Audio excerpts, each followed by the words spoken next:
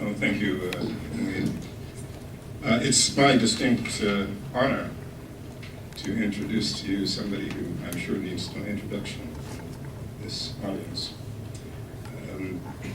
Senator Mohammed Dar, the Honorable Minister of Finance of the government of Pakistan.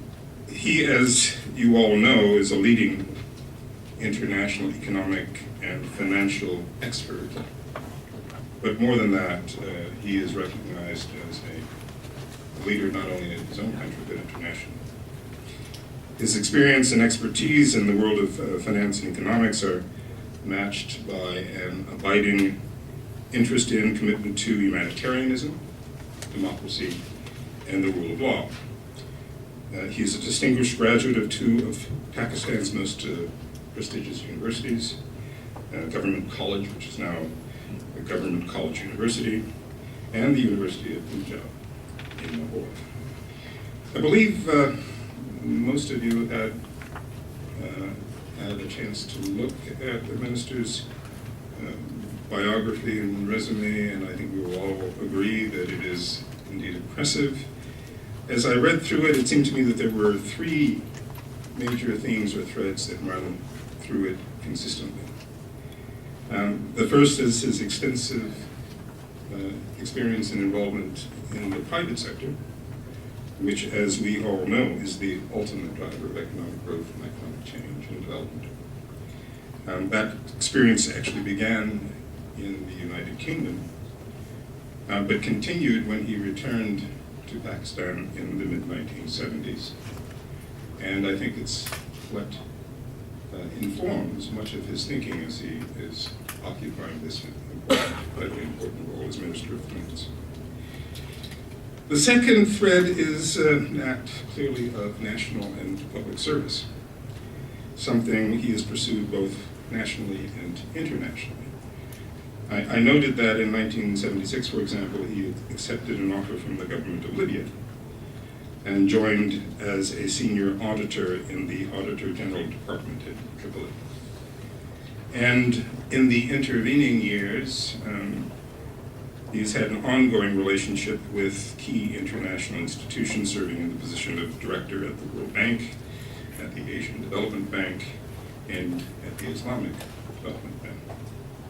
And at home in Pakistan, Senator Dar's commitment to public service is expressed in his 20 years of service in the Pakistan Parliament, including 2 terms as a member of the National Assembly and 3 consecutive terms as a senator. And during that same period, he has served his country in a variety of senior government positions, as Minister of State and Chief Executive of Pakistan, the Pakistan Investment Board, twice as Federal Minister of Finance, Economic Affairs, Revenue and Statistics, and since June of 2013 as Minister of Finance. He is also a member of the Parliamentary Committee on Constitutional Reforms. But last but not least, Senator Dar's contributions to the social sector and the public sector are rooted in his humanitarianism and his philanthropic commitment, which is the driving force behind the 2 charitable organizations he heads and runs in the name of the Hajveri Trust and the Hajveri Foundation. From the perspective of this House, the U.S. Institute of Peace, what we regard as especially important is that he has been a very close friend and a strong supporter of our work in Pakistan. And the advice and the guidance he has given to our team, we under Wilder, and indeed to our board, our new chair, Steve Hadley, who visited Pakistan about a year, has been invaluable in helping us guide our work in this very important time in this most important country. And so it's with great pleasure that I welcome the Honorable Minister and invite him to address us on current situations in Pakistan.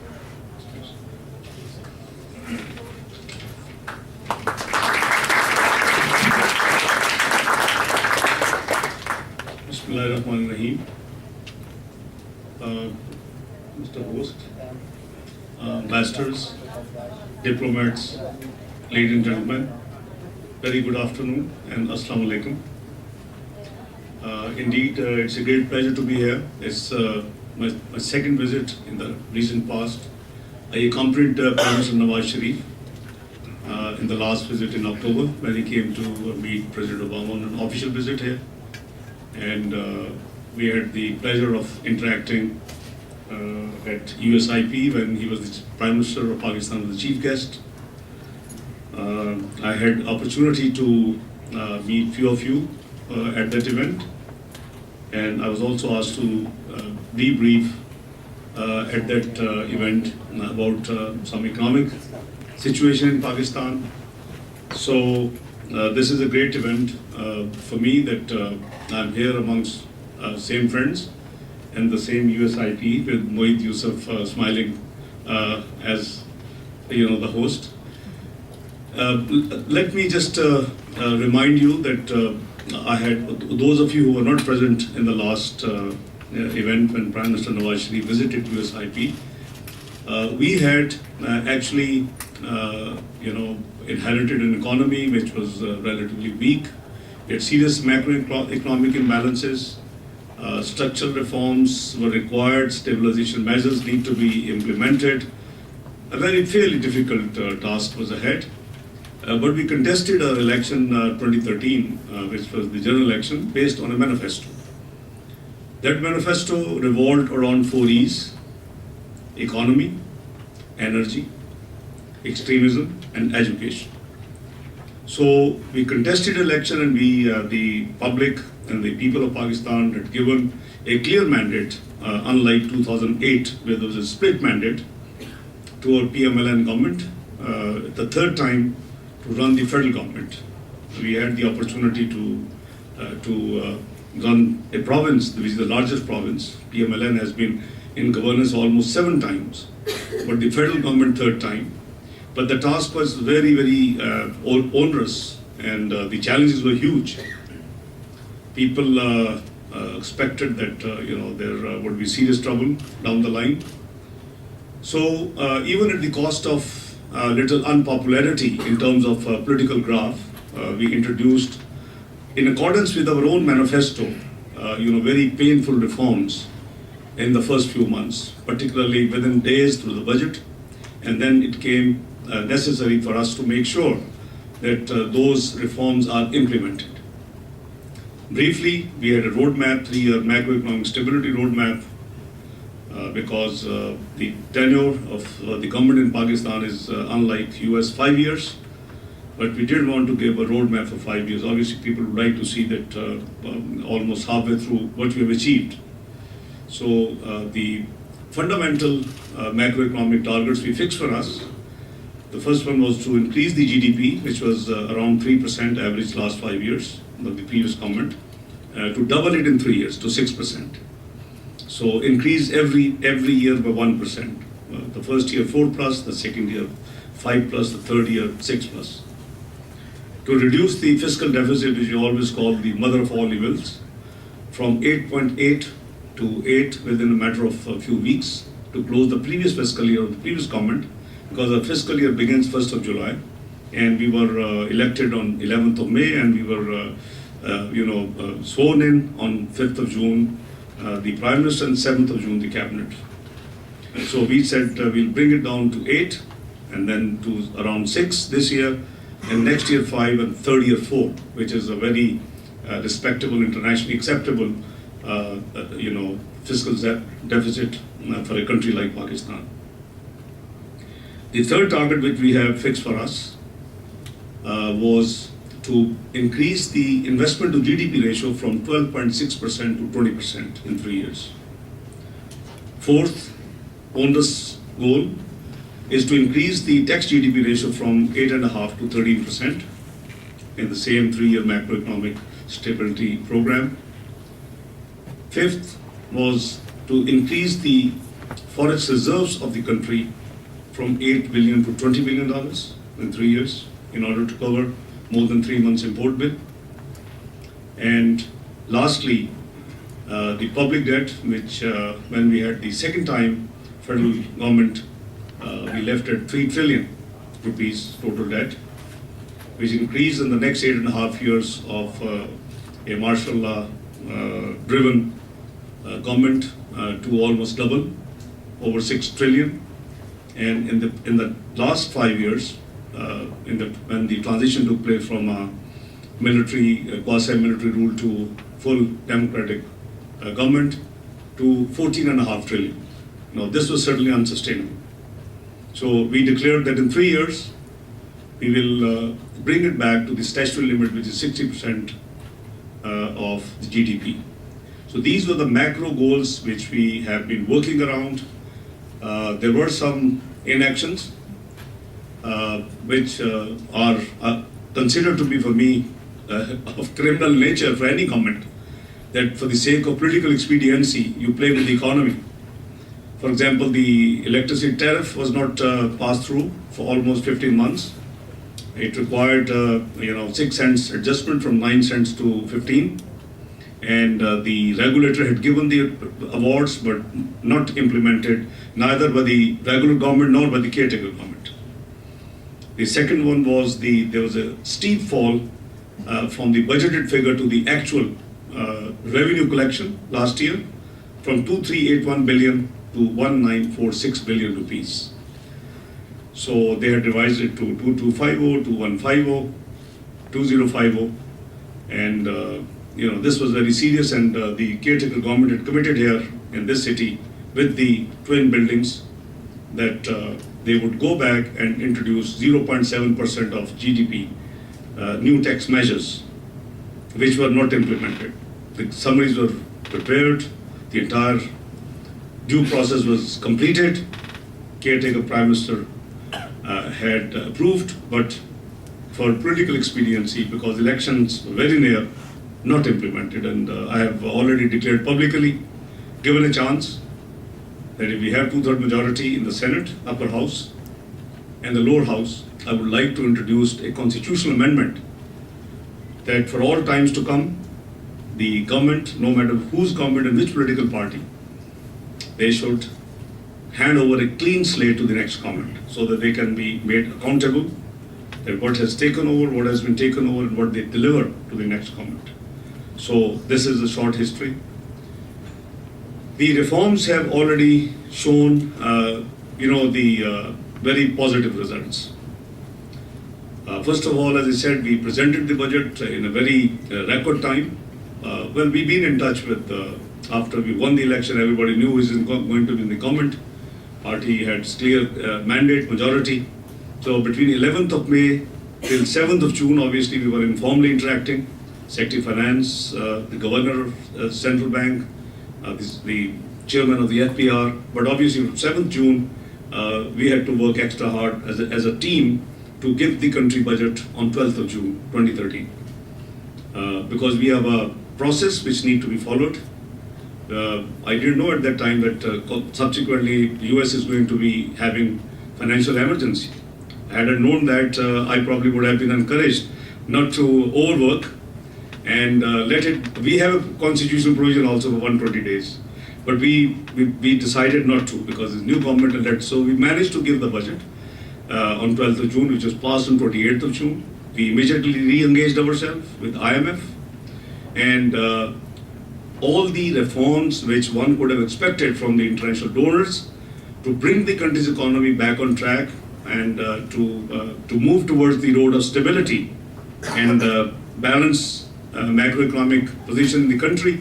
We had already introduced all those reforms through our own finance bill, which was presented on 12th of June, because our manifesto, which was, I happened to be co-author of that manifesto, on the basis of which our party had contested election, had a clear roadmap about the economic future, roadmap of Pakistan Muslim League N. So we actually followed that. So right now, in a matter of 8 months, results are already with us. Things have improved tremendously. Our revenue has gone up by around 17%. The taxes collection, which was last year 3% growth. Our foreign remittances have increased by 11% against a target of 6%. Our exports have grown by 6.2%. Our GDP growth is already showing 4% plus, and the fiscal deficit is actually below than what is targeted for the first 8 months of the current fiscal year. So this actually led us to re-engage ourselves with the multilateral donors who had shied away from Pakistan for the last few years because they probably lost faith. I can't say much, but there was no business. External flows had zeroed, and we obviously started off with World Bank. I'm sure many of you know that the IDA cycles are 3-year cycles. The countries obviously work hard to access their due share. It's very concessionary loan, 25 years with 5 years grace, with an average cost of less than 2%. It's virtually free money. But since Pakistan was not on the good economic health, so obviously the first 2 years of the 3-year cycle, which ends 30th of June 2014, had been lost by the time we were sworn in. So we had worked hard. Obviously they waited to see what are the outcome of the reforms we introduced. We got first the prior actions delivered, we got the first review done for 30th of September quarter, we got the second review done, and that generated the faith, and that generated the trust, and that generated the confidence in these multilateral donors to re-engage with Pakistan. I'm happy to share with you that we, according to our calculation, we could access maximum under IDA 16 $1.7 billion US dollars. Having seen our performance, we are already in business with them. World Bank Operations Committee has already approved 2 program loans of $1 billion US dollar. While the world would celebrate Labor Day on 1st May, the World Bank would celebrate Pakistan Day by having our program in the board on that day. So we would have the last week of May 2 project loans. One is Dasu Hydel project. I'll come to energy in a minute. And the second one was the water irrigation system in the province of Sindh. They have been working hard and trying hard, but no success. So we got these 2 projects in principle agreed with the World Bank 600 plus 100 million. So that's how we would be able to access as a country to what I call due share of Pakistan as a member of these 2 institutions. This has now led us, we have been absent from the international bond market for 7 years. So Pakistan decided that we should sound out, that we would wish to be back and be present in the international market. So me and my colleagues, we had been traveling last almost a week. One team towards west and other team towards east. One was headed by me, the other team towards east was headed by Finance Secretary. And we ended up our road shows last night in New York. West team been to Middle East, Europe, and US. The East team went towards Hong Kong, Singapore, LA, and Boston. We had indicated that we would go for index size, which is $500 million standard size of an issue. The response is amazing. We just, before I came here, we closed the book building exercise. Is manifold. That shows that the confidence of the financial markets also, like the multilateral donors, has come back in Pakistan's economic future. They are satisfied with the performance. They are satisfied with the results so far achieved, and overall they are satisfied with the direction of Pakistan economy. Against our, the indication of soliciting about $500 million US dollar bond, we had ended up with obviously with great acknowledgement for those who had actually made a historic interest, demonstrated historic interest in Pakistan sovereign paper. This is the largest, demonstration of interest in Pakistan paper ever in the past. As I said, it's more than tenfold. And we decided to, go for, instead of $500 million, $2 billion, close transactions for $2 billion, one for 5 year and one for 10 year. So this is, the confidence of the bond markets. As I said, the multilaterals, I explained the World Bank. Asian Development Bank is back on business. They have already done sort of project. They are doing social safety net funding also. And they will also be joining in for the program loans, which is one for on the development sector, taxes, etc., the revenue, and the energy reforms. These are two reform programs which World Bank, God willing, would give final approval on 1st of May in the board meeting. So we have been now proactive in coming back to the economic map of the world. The indications are very positive. I would start from where we are sitting now. It was one was happy to read in Wall Street Journal a few weeks back. Despite serious security concerns, Pakistan is likely to attract huge interest of foreign direct investment in Pakistan.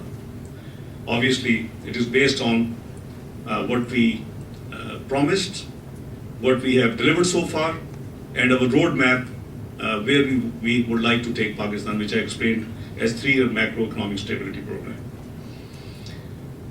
Since IDA 16 would close on 30th of June 2014, we have now engaged ourselves with the World Bank Group for the next 5 years roadmap, 2015-19, the country strategic partnership program.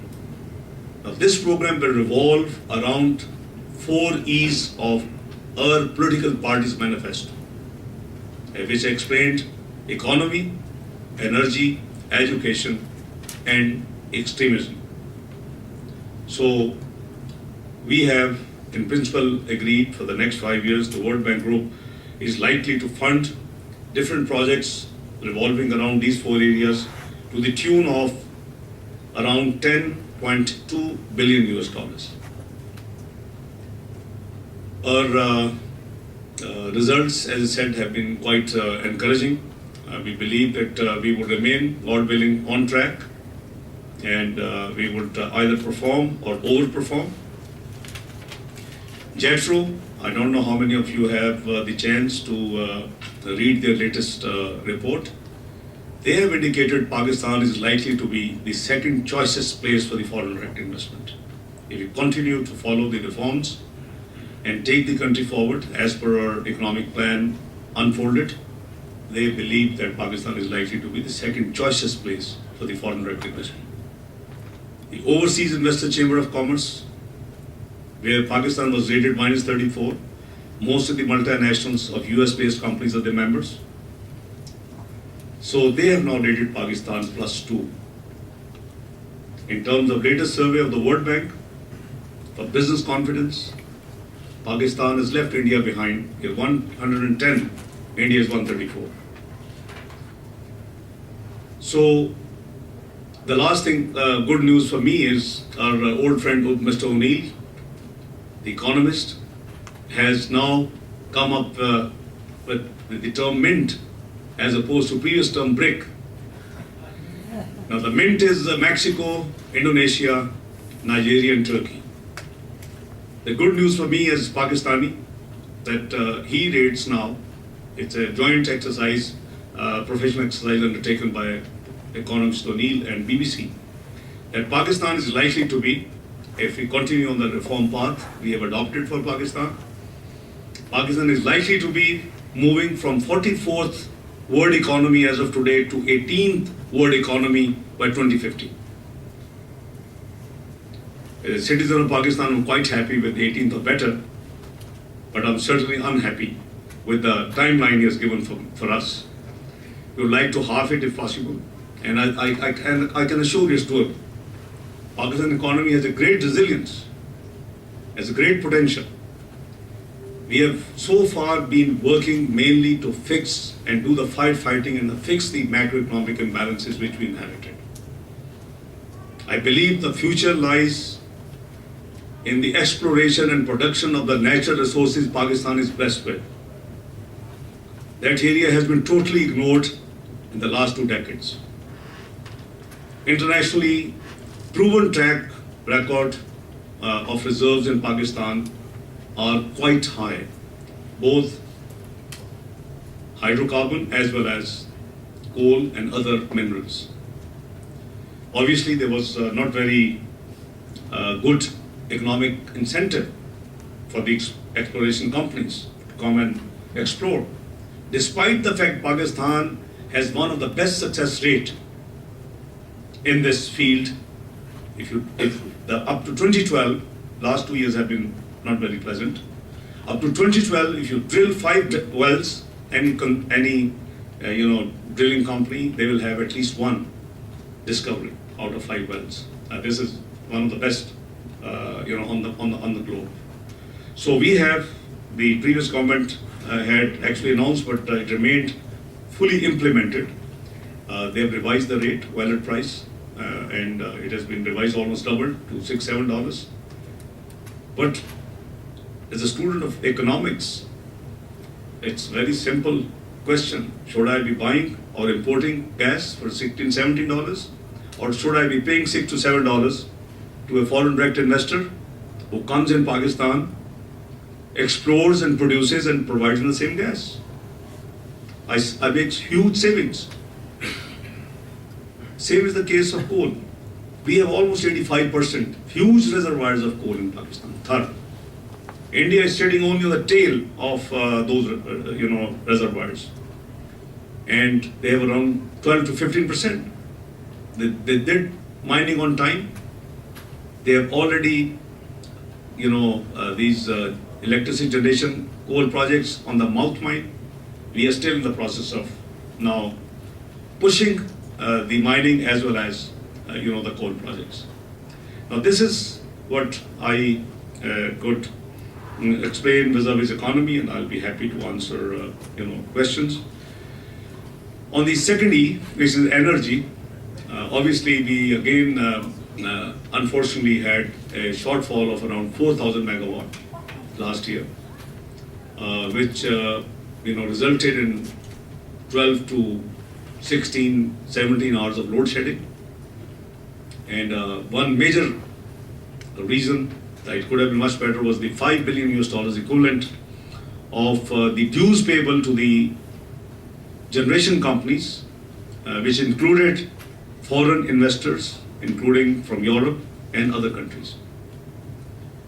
The average disbursement used to be 15-20 billion rupees against 500 billion rupees, or $150 million.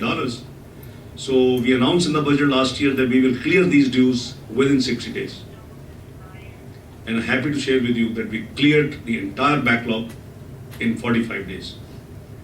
That added on to our generation capacity was 1,700 megawatt of electricity, reduced the load shedding to 3 to 4 hours.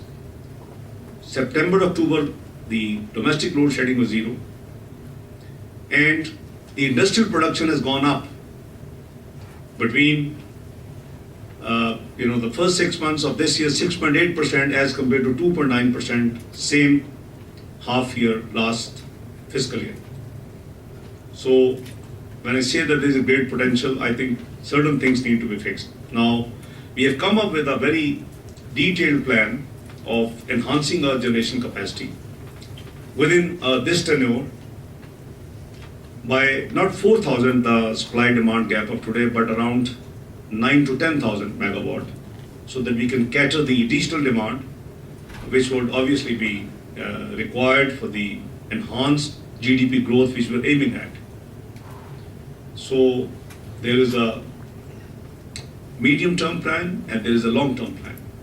We are also embarking upon the energy projects like Dasu, which is about 7 to 8 years, Dayamar Basha, which is 10 to 12 years, because both are 4,500 megawatt. But the Amar Basha is not only power generation, hydropower generation project, but it's also a dam, a water reservoir, which Pakistan needs very badly.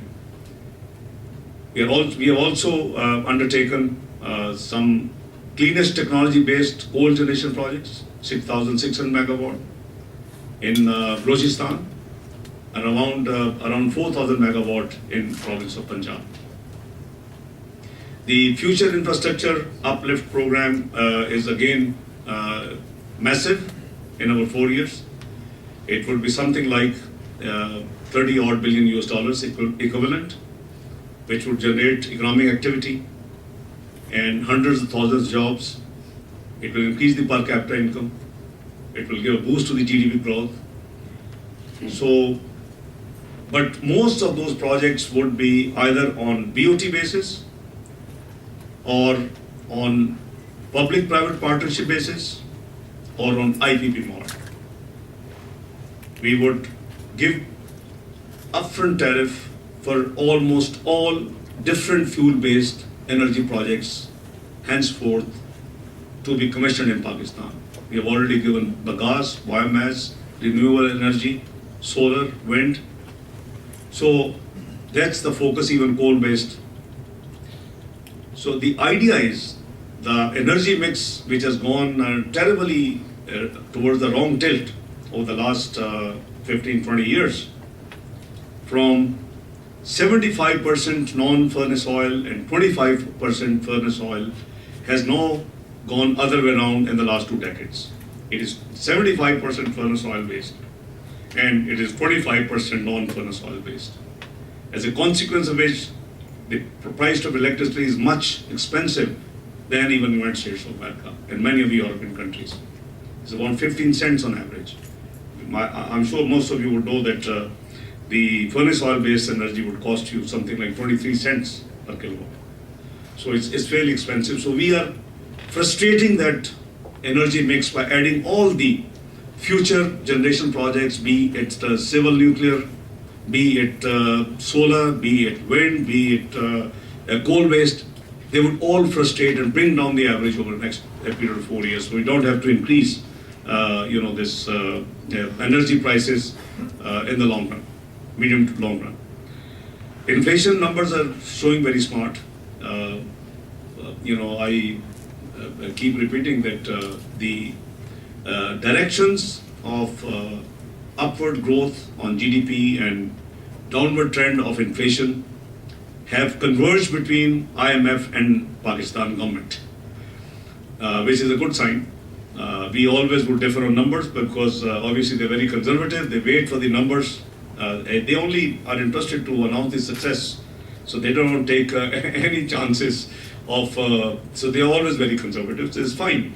But they now believe and they have declared, not only them but Asian Development Bank, that Pakistan growth is likely to be better than projected or anticipated by IMF or Asian Development Bank. They have even revised the number from 2.8 to 3.1. We still hold, we will be 4 plus, God willing, inshallah, because we have the first 6 months already 4 plus. On the inflation, we have been consistently saying that it will remain in single digit, and they have been talking double digit.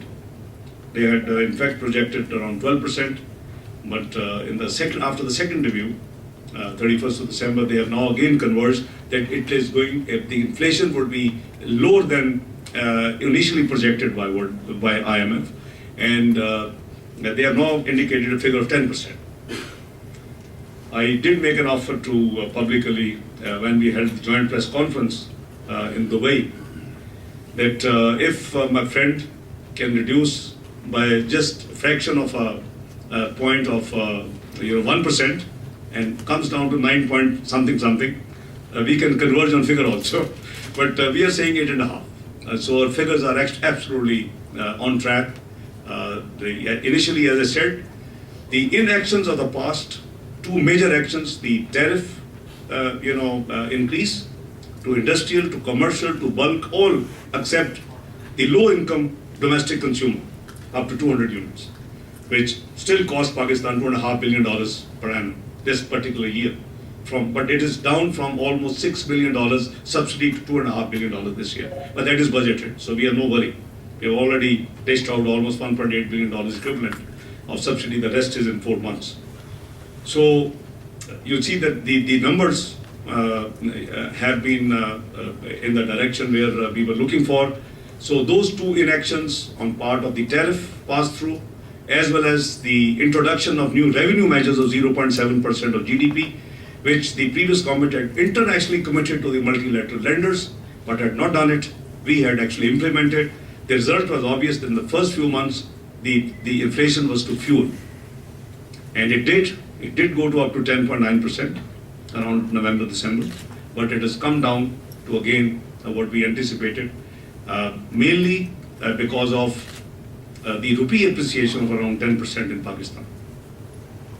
We had a very volatile handful of speculators were playing with the currency, and it's not the first time. I happen to be dealing with a crisis every time. There are some, and it is the second time. That people played with the currency in 98, 99 too, post sanctions, post nuclear detonation sanctions imposed by the world, and again. This time, because of the speculation angle, the currency had actually gone to, I'm sure those of you from my co-nationals who have been remitting money from here must be very unhappy. They'll be losing 10% in terms of rupee value, but they should not bother much, because the gain to the exchequer is huge. It's almost $7 billion equivalent as of now. It's almost $7 billion rupees worth of loans have gone down in terms of actual numbers. So please bear with us. It's a small cost you would pay. The things are getting cheaper. The people you send the money to, 14 industries have, as a consequence of stable currency and an appreciated rupee, have voluntarily, after negotiations with the government of Pakistan, announced reduction of their products between 5 to 8% just around 2 weeks ago. The government has reduced already the petroleum prices, kerosene, petrol, diesel, high speed, light speed, high octane, almost on average 5% over the last few days from 1st of April, effective 1st of April. So it's going to bring the inflation down. So inflation would be, as I said, in the single digit territory. The stock market has been doing wonderful, already declared one of the best performing emerging market in the region. So you see it has increased about 30% value. The index has increased by almost 33%. In terms of rupee capitalization, it has gone around 25%. In terms of dollar, it has gone 18%. So they're good numbers. So I now believe that the slogan we gave, we do not need aid. We would like to, depend on investment and trade. I think we have moved towards that goal already practically, by performing the way the Pakistan economy has performed. So energy, I think I've covered the education. We have a plan to double our national allocation for national allocation of education from 2% of GDP to 4% over a period of our current tenure. So, we are giving all the importance which we should be given on investing on the human capital. We have almost more than half of the youth between 18 to 25. There's a huge capital we have in terms of human resource. Whereas we have in our budget for the current fiscal year applied all the possible austerity measures. 2 areas we have increased our allocations. One is development program, because country needs infrastructure, energy, communication, development projects in Pakistan. So increased almost by around 30%. On the social safety net side, we have increased our allocation by 87.5% for the current fiscal year. We would be serving 1 million more families to the cash income support. Last year the total disbursement was 30 billion. This year it is going to be 55 billion rupees. And the other programs for youth, for the small and medium enterprises, for the microfinance, for the skill training of the youth. Last year we had around 10 billion rupees allocation. This year we have made 20 billion. So as opposed to last year 40 billion, we have an allocation of 75 billion. So the education and the social safety net expenditure will remain our focus. I think the number of people who have fallen below the poverty line. I've been voicing all these concerns as leader of the opposition because as Honorable Ambassador introduced me, luckily I do not have a disconnect with the system over the last 25 years. I've been in some capacity been involved, either member of the opposition or leader of the opposition or member of the Senate or member of the National Assembly or in cabinet. So you see this connectivity has actually given me a great edge to remain on track on the different national issues and on different national subjects. So I can assure you that we would be giving the due priority, and I've been saying that the vulnerables are getting worse, their positions and the incomes are falling, and etc. The numbers were increasing. Actually, it happened to be true because 5 years ago the definition of the dollar a day, and I've been saying it's not fair. The purchasing power of the dollar, even in United States of America, was not the same. So thanks God, the benchmarks have been revised. But I have been voicing as leader of the opposition. Mohit asked me that how long would I like to speak? Is it 30 minutes? Or I said anything between 30 minutes to 3 hours. I said my budget debate when I open as leader of the opposition, I used to take around 2.5 to 3 hours. But I said I will not bore the audience.